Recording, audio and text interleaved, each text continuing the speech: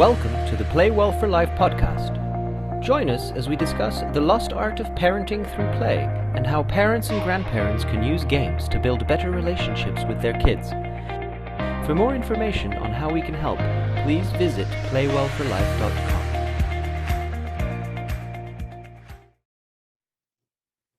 Hi everyone, really pleased to be here again today, and it's my absolute pleasure to welcome A.L.Tayler, who is better known as A.L.Tayler from Woodbridge, Suffolk, who is a children's author with a great range of children's books, focusing on Smokey the horse and friends.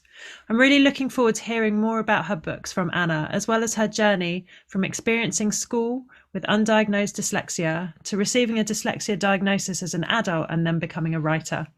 So Anna, it's really great to have you here today. Just to start, can you tell me how have you got where you are? Oh gosh, with a lot of determination, I think, and a lot of grit. If I hadn't wanted to write the Smokey books, I certainly wouldn't be doing the writing that I am today. And I certainly wasn't going to let dyslexia stand in my way. So really, that's how I'm here and where I am today. And have you always been determined, or did that grow over time? No, I've always been pretty determined, and I think probably Smokey was incredibly influential with that. I realized as a teenager when we had him as a family pet that he had the most incredible qualities, and because of those qualities I wanted to share them with other children and also adults as well, because he's influenced so many people over the years. So I obviously know who Smokey is, but for our listeners, tell us what animal Smokey, the real Smokey, was, and how Smokey, the real animal, came to inspire the books. Oh gosh, well, Smokey was a family pet that we had when he was about 7 years old. And he came into our family. My mother saw him at a riding school, and she decided that she was going to buy him for my sister because the riding school was closing down. And he came into our home, and as I said, we realized after having him for so long the incredible qualities that he had, and the inspiration and the character, and everybody said, well, you've got to do something about this horse. And I guess that's how the books came to fruition. And as I said, Smokey was a white Welsh mountain pony. He was 11 hands too. He wasn't very big. He was like a little dog. And he would follow you around. If you were doing something, he wanted to participate in what you were doing. And really, that's how he came into our home. Fantastic. And I've seen some fantastic photos of Smokey in some quite spectacular yellow sunglasses. Can you tell me what the story is behind that photo? Well, it's everybody asked me about Smokey and his yellow sunglasses. Many years ago, my father, when he was in London, and I still ask him to this day because he's turning 91 this year, I think he was at a party or he won them or whatever it was, and he was awarded these yellow sunglasses, and they were brought home and they were in a drawer in the dining room. And one particular day, it was incredibly hot, and Smokey was moving his head around despite having his fly cover that he always had, and we noticed it. And we decided, my father said, I've got these yellow sunglasses, why don't I pull them out? That's what he did. We put them on Smokey's face, and from that day on, he wouldn't let you take them off him. And that was it. And, if everybody else was wearing their sunglasses, he wore them too. And his story has just literally carried on for years and years and years and years. And he has just inspired so many children. If they didn't wear their glasses, you only had to look at a picture of Smokey and wham, they'd start wearing theirs. Amazing. And I advise everyone listening to go to the website and see the photos of Smokey in his glasses, because it is quite spectacular. So tell me a bit more about the Smokey books. The Smokey books, well, obviously because we'd had Smokey and because of the pony that he was, everybody said, well, you've got to do something about Smokey. He's such a lovable character and he can inspire so many children, and you need to write the books. And so over a period of time, having traveled and lived abroad, I finally came back to the UK and decided to write them. And so the stories just came together. Smokey and the Disappearing Fish, Smokey and the Mystery of Rabbittina, and Smokey and the Secret of Christmas Magic were gradually written. And so, that's why you see the website and you see all the social media posts today. And what's the inspiration for Smokey's friends and the other characters in the book? Oh gosh, well, Smokey never ever gives up. And because Smokey is, as I said, he's always been inspirational, and they look out for him. He always looks after his friends. They look out for him, and whatever Smokey does, whatever adventure, they always support each other.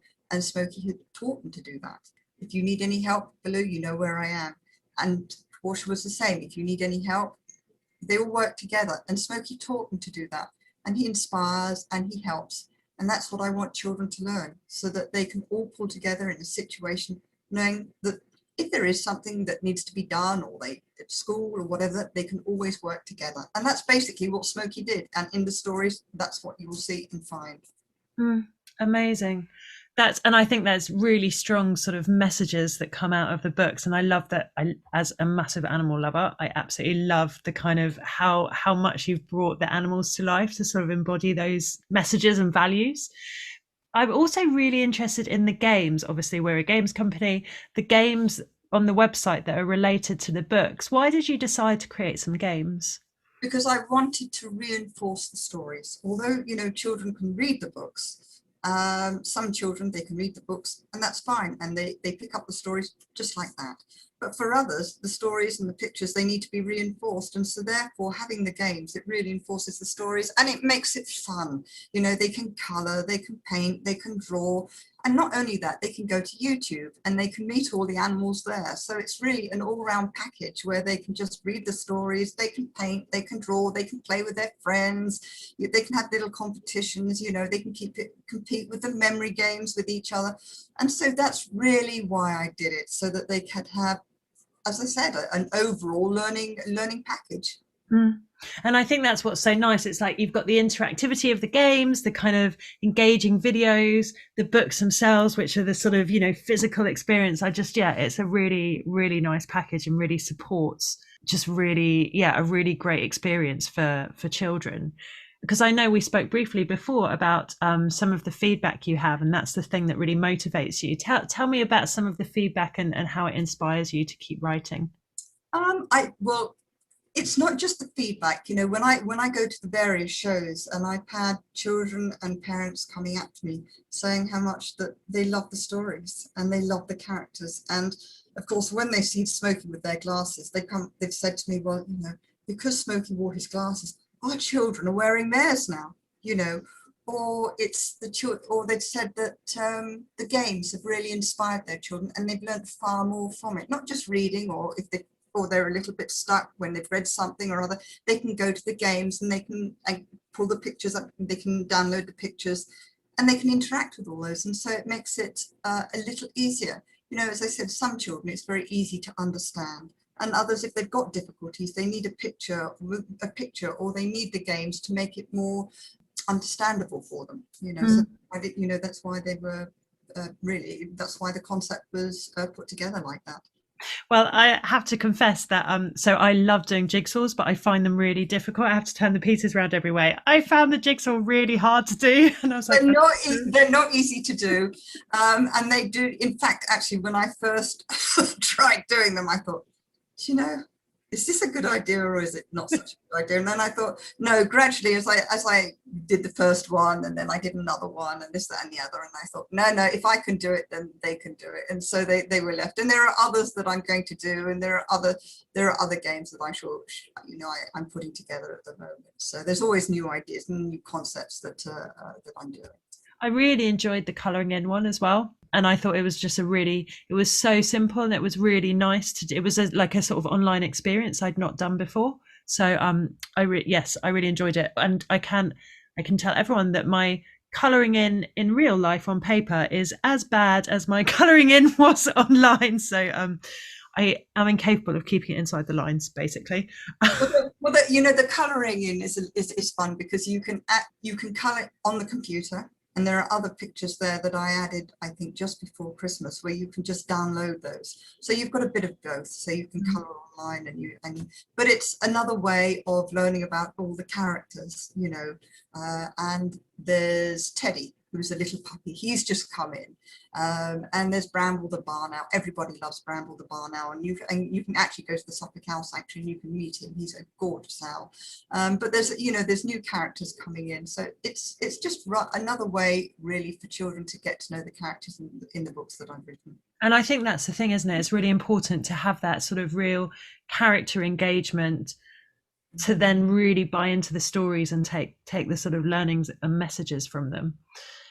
So I'm really interested in, how you found school, undiagnosed dyslexia, and then how that led to kind of receiving a diagnosis as an adult, and then you being inspired to become an author. I think it's such a great journey. I'd love to just talk me through how that was.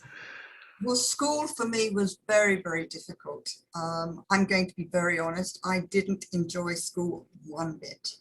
It was, and being dyslexic and being in the 60s and the 70s, that era, it was a time really where they knew about it, but they didn't. And so it was a real struggle for me.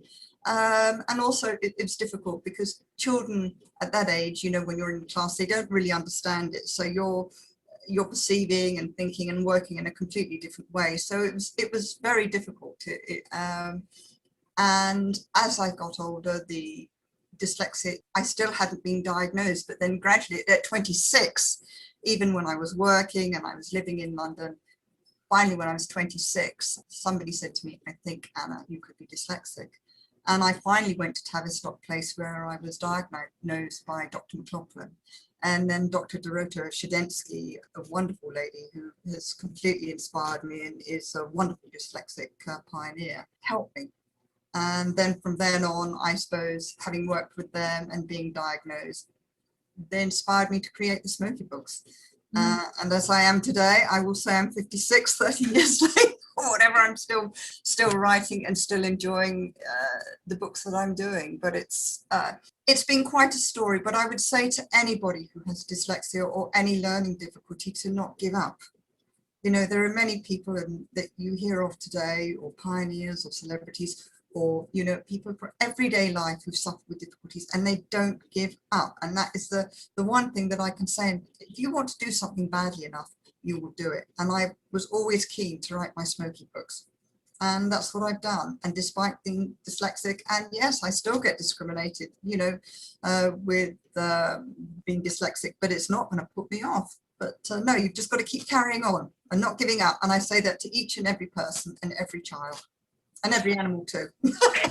That's amazing, because I think it's so my brother has very severe dyslexia, and it was, he got very badly bullied initially at sort of primary school for it, and then at secondary school they really sort of support him, and better understanding came out, and it really made a difference. And I think it's been really interesting to see how much more understanding and support that there has been over the last sort of 20 years compared to before that, where it was just not recognized. And I think that's really positive for children, but I think there's still quite a lot of, as you say, discrimination, and I think it's still tough to be in mainstream education with some of the sort of neurodiversity challenges. It is. And even now I still hear stories of young children being bullied because of it, and I was very badly bullied because of it, but and it hurt for several years. But, regardless of that, I wasn't going to quit. As I said, if you have a dream and you're determined enough, you'll do it. And that's what I'm doing with the Smokey Books. And I hope my message goes out to, as I repeat again, don't give up. You want to do it, you want to write. And if you're supposed to be a writer, then write. If you're supposed to be a runner, doesn't matter if you're dyslexic or whatever, you're supposed to be a runner. Just don't give up. Just keep going. I was definitely not meant to be a runner. I can say that for certain. For example, it was another example. I think that's such a great message. Don't give up, and it's that thing, isn't it? That sort of perseverance and that resilience that can be developed from just sticking at it, whatever everyone else is saying or thinking, which are just really important skills. It was huge perseverance, and there have been long hours, that I've had to work in order to write the way I do today. writing sentences, working with teachers. As growing up as a child, I had teachers on a one-to-one basis, and I had to work with them. And many times, children, adults and teachers, would say to me, well, how come you're seeing it that way? Why do you read it that way? That's the way the dyslexia works, with me. And each and every person is different with the dyslexia. But as I said, I write and I enjoy it. And often I have children, when I'm writing, they'll perceive information I've seen. They'll perceive, I've worked with them many years ago, and I saw how they perceived information. And it was almost like looking at a mirror image. I thought, oh, goodness me, you're seeing and the information just as I saw it. You're reading it just as I did. No, you must never give up. If you've got a dream, just keep going. And what's your creative process for writing then? I mean, have you had to create your own one because of dyslexia, or do you think it's actually every writer has their own personal creative process, and what's yours? Oh gosh, let's put it this way. I've always been creative. That has been my creative bent, if you like. And I think because I had that made writing the Smokey books a lot easier. If I hadn't had that creative bent or that creative streak, I think it would have been far more difficult. And because of the pictures and the stories and the ideas that I had, it made it more pleasurable when I started to write. And as I said, if I hadn't had that, I don't think you would see the stories today. And do you write in chunks, or do you write lots and edit it down, or do you write it all in your head and then put it on paper? Like, how do you write every day, or just like, how does it work? Well, there are some days that I'll write a lot, and there are other days where I have a complete writer's block and I cannot write a thing, which is completely frustrating and drives me absolutely nuts. You've got the ideas, but you can't put them on paper. And there are often times when I have friends in front of me, when I, on Zoom calls like yourself that I'm talking to, and they'll say, "What's going on?" I say, "I cannot write. Do you think I could put the words down on paper?" No. But no, it's eventually I get there. But that's the way it is, Yes, I think that's something I've had to make friends with in myself, is that actually on the days where I feel really blocked, there's no value in sitting trying to force myself. It's better to just go and do something completely different and come back to it when I feel like it. I'll just go for a walk, or I might, in fact, actually, I've just had my sister's dog, Teddy, who's a new character in the book. And I couldn't write one particular day. And I think he must have known, because I was literally sitting in front of the computer and he just barked at me, and he was putting his paws on the desk as if to say, "Why are you looking at the computer when you know you can't write today? Why don't you take me for a walk?" And I thought, you're absolutely right, Teddy. That's what I'm going to do. And I took him for a walk. And then I came back and I was able to write again. So he was completely right. Despite being a dog, he was absolutely right, looking at me as if to say, "Come on." I tend to think animals are pretty much always right. He knew. But then again, he knew he was going to get a bone anyway. So. Oh, yeah. Motivations might have been confused. Exactly. So what role do you think sort of games and books and creative tools have to engage children in learning? I think they make it more pleasurable. Without pictures and illustrations and games to enhance learning and storytelling, I don't think children would be interested so much. I know as a child that having those tools, I would have found it far more difficult. And so that's why they were all incorporated into the work that I do, knowing that as a child, it was very difficult for me. So I thought, well, if I had difficulties, then I want to make it a little bit easier for children. And that's why I put it into the work that I do, because of the problems that I had as a youngster. So that's why those tools, I think, are needed. Yeah, and I think it's that thing, isn't it, about recognizing that different people need information in different ways. Absolutely. And finding a way that everybody's the same. Some children need it more than others. I will say that the television for me was an enormous help, and it is still today. The documentaries or the I've got the pictures in front of me and I have the words sometimes underneath the screen, and that's another way I work. It's if I find something particularly difficult, for instance, there might be a piece of information that's in front of me and I'll read it. And then the next thing I might find that it's going to be highlighted on the television. And if it is, well, that makes it a lot easier because I've got an interviewer with the pictures and it makes it easier for me. And so that is another way that I actually work, but it works for me. And I'm sure it works for a lot of other children and adults too with dyslexic problems. And I think this is the amazing thing about how much technology has developed. I think there are so many different tools and the way technology can be used to support people. I just think it's a lot easier these days. It can be hard to find the methods and the tools and find where they are, but I think it's exciting what is available now.